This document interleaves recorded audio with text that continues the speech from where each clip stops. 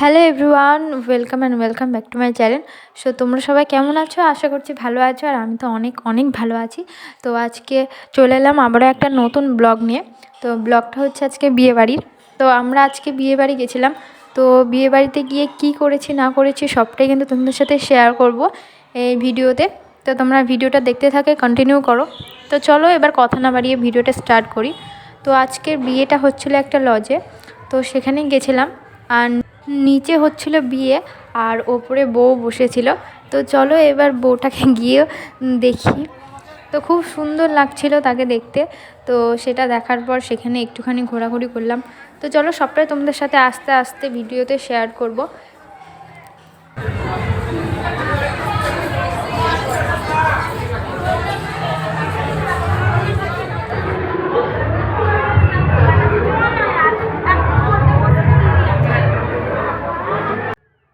তারপর আমরা কিন্তু এদিক ওদিক ঘুরে বেড়াচ্ছিলাম, মানে আমি আর রিমি।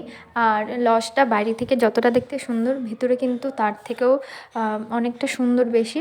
তো এর আগেও কিন্তু আমি এই লজে এসেছিলাম, তো সেটাও কিন্তু ভিডিও করা হয়েছিল না মানে সেইবার। তো এখন যখন এসেছি তখন ভাবলাম ভিডিওটা কিন্তু করি। তো এখন দেখতেই পাচ্ছ আমাকে কিন্তু ফোন করেছে কাকিমা। তো আমি আর রিমি কিন্তু চারিদিকে ঘুরে বেড়াচ্ছিলাম, আর কাকিমা কিন্তু খুঁজছিল। তো এই কারণেই কিন্তু আমাকে ফোন করেছে। তো এই দেখো, তারপর বড়মা আমাকে ডাকছিল যে আয় ফুচকা খেয়ে নে বড়মা। তারপর আমি আর রিমিও এখানে এলাম, আর রিমি দেখো আমার ভিডিওতে কিন্তু হাই বলছে। তো তারপর আমরা কথা বলতে বলতে ফুচকা খাওয়া স্টার্ট করলাম।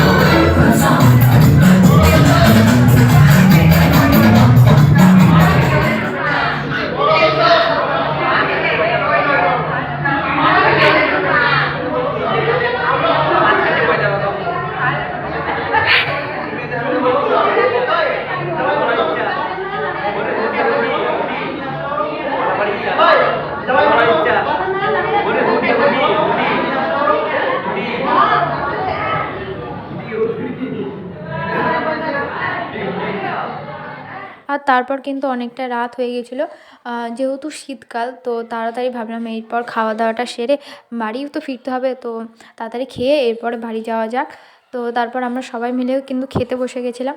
তো খাওয়ারতে মানে খাওয়ার মেনুতে কী ছিল, তো চলো তোমাদেরকেও একটু বলি। তো প্রথমে ছিল স্যালাড মানে এটা তো সবাই জানো। তো যে কোনো অনুষ্ঠান বাড়িতে কিন্তু প্রথমে স্যালাড দেয়। তারপর মানে আমরা খেতে বসেও যা হাসি হয়েছে না, কি বলবো। মানে আমি আর রিমি এত হাসাহাসি করছিলাম, তো সেই মুহূর্তে একটুখানি ভিডিওটাও করলাম। আর খাবার মেনুতে ছিল ফ্রায়েড রাইস, ভাত, ডাল, পনির, তারপর চিকেন ছিল। তারপর দেখো এখানে কিন্তু বিয়ের সমস্ত কিছু জোগাড় চলছে। তো আমি ভেবেছিলাম কিন্তু এখানে এখন বিয়ে হবে, মানে বিয়ে হয়নি। কিন্তু তারপর জানলাম যে বিয়ে কিন্তু হয়ে গেছে। তো বর আর বউ কিন্তু বসে আছে বাসর ঘরে। আর বিয়ে অনেকক্ষণ আগেই হয়ে গেছে, যখন আমরা খেতে বসেছিলাম তখনই আর কি হয়ে গেছে। তো বিয়েটা দেখতে পাইনি, মিস করে গেছি। তো চলো এবার তোমাদেরকে বর আর কনেকে একটুখানি দেখাই একসঙ্গে। তো তাদের কিন্তু দেখতেও খুব সুন্দর লাগছিলো। তো চলো একটুখানি ভালো করে তোমাদেরকে দেখাই।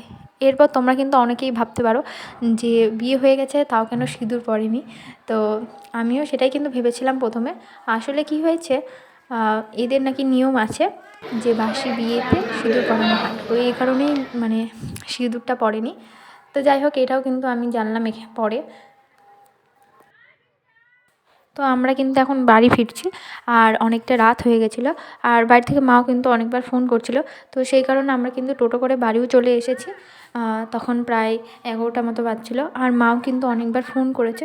তো সেই কারণেই একটু এই তাড়াহুড়ো করে কিন্তু বাড়ি চলে এলাম। নাহলে মানে আর একটুখানিও থাকতাম, মজা করতাম। তো অনেকটা কিন্তু আমার মজা হয়েছে, খুবই ভালো লেগেছে। তো তারপর কিন্তু আমি বাড়িও চলে এসেছি। মানে বুঝতেই পারছো গলার অবস্থা শুনে, মানে একেবারে শরীরটা একবারে খারাপ হয়ে গেছে, মানে গলা দিয়ে আর সাউন্ড বেরোচ্ছে না। তো এখন রাত্রি মানে 11:30 মতো বাজে। তো দেখা হচ্ছে মানে ব্লগে। তো টাটা। আর আমি একদমই মানে সোয়েটার বলো বা চাদর কিছুই গায়ে দিইনি, এত ঠান্ডা লাগছে। এখন আসার সময় বুঝছি যে কেমন ঠান্ডা লাগছে। আর লাগছে। তো টাটা, দেখা হচ্ছে মানে ব্লগে। গুড নাইট সকলকে জানাই।